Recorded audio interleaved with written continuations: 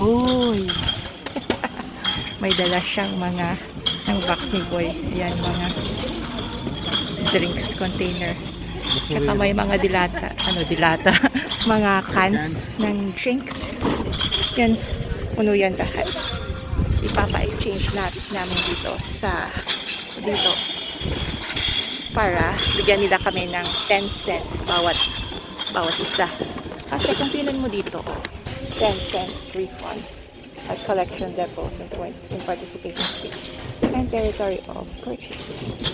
So, kailangan may barcode para iscan nila yan at bibigyan ka ng 10 cents bawat isa.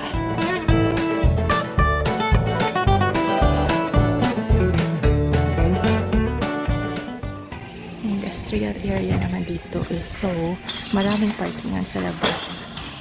Second time na ako nang pumunta dito kasi yung first time akong pumunta dito ang haba pala ng pila. Tapos may isa na ang laki ng trailer niya at siya nakapark o siya daw yung una sa pila. So, bumalik ka lang ako today. Si Boy ang tagabantay. Yung iba sinisila nila yung mga plastic boxes lang. Yung iba konti na lang compared sa amin.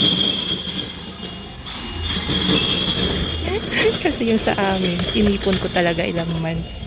Tanong kita, Boy. Ano? Hulaan mo kung magkano kaya yung ma-earn natin sa lahat na to. Magkano hula mo, Boy? $50. $40? 40? Between 40-50. Between 40 to 50. Hindi ko actually binilang to. Pero, tingnan natin. Magkano kaya yung hula ko? Tapos, tingnan natin, Boy, kung sino mas malapit. Hindi ko alam. Siguro mga 60? Sige.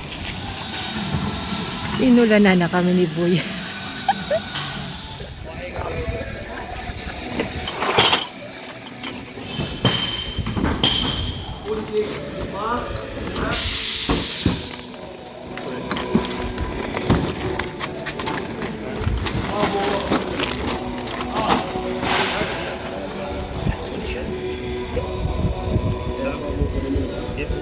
Tapos tinatali pala nila kung ilan yung nabilang ng tao.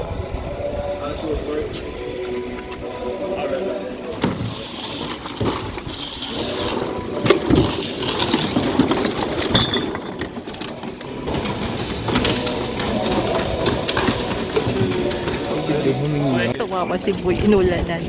Ako rin. Papaawa. Kaluka na, Boy.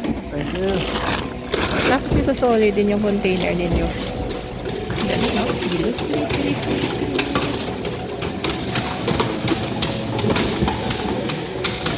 Dapat dito marunong ka mag-count. Pag dito ka, nagtatrabaho. Dapat magaling ka mag-count. Tapos, Boy, paano ka babayaran dito, Boy? Paano ka babayaran dito? Hindi ko rin alam. Hindi ko alam. Binibidang pa yata nila kung magkano na yung makukuha namin ni Boy. May pang Jollibee kaya tayo dito, Boy? Oo. Gasolina. Pang gasolina. May machine din sila doon. Pero di nila ginagamit. Siguro pag super marami na talaga. Pero pag konti lang, yung ganyan lang, manual na bilang. Sa palagay mo, Boy? Pag yung machine na yun, pag malalaking company siguro na nagpa-recycle dito ng mga ano nila. Wala nang laman yung mga boxes namin. Isang box na lang na iwan. So, pasok na muna kami dito sa parang office nila kasi dito daw kami babayaran. At ito siya yung instructions kung paano yung process nito sa pagbayad. Nandito rin yung mga pwede at di pwede na i-recycle ng mga materials. Nandito naman yung instructions kung ano yung gagawin mo sa app.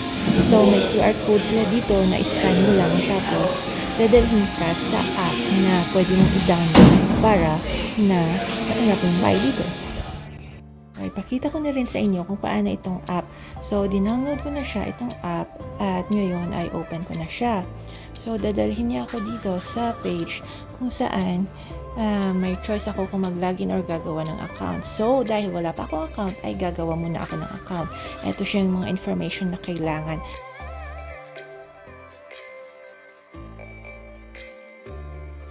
Meron silang two-step verification, so check mo yung email mo para sa code na pinadala nila sa'yo. So, pag nakagawa ka na ng account, ay syempre, pwede ka nang mag-login sa account mo. At ito siya yung itsura ng page niyan. So, ipakita mo lang ito sa staff nila at sila nang bahala sa pag-process nito para sa'yo. Ganito na yung itsura ng app ko nung binigyan na nila ako ng vouchers na yun na siya yung kabayaran ng mga ni-recycle namin. Kita nyo, merong 2 sa e-vouchers. For some reason, ginawa nilang 2 vouchers yung binigay nila sa amin. Bawat voucher ay may amount at saka meron ding barcode sa taas para yun siya yung scan mo pag bumili ka sa Kohl's. Ito na, nakalabas na kami ni Boy. Nakalabas ng price 1. Yung total namin na benta ay 57.90. So yung hula ni Boy is 50 between 60.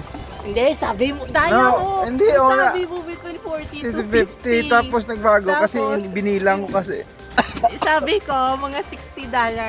Eh, 57.90. So, Boy, mas malapit sa akin, Boy. Mas malapit sa hula ko, Boy. Ubo-ubo na si Boy, kasi panalo ako. Ayak.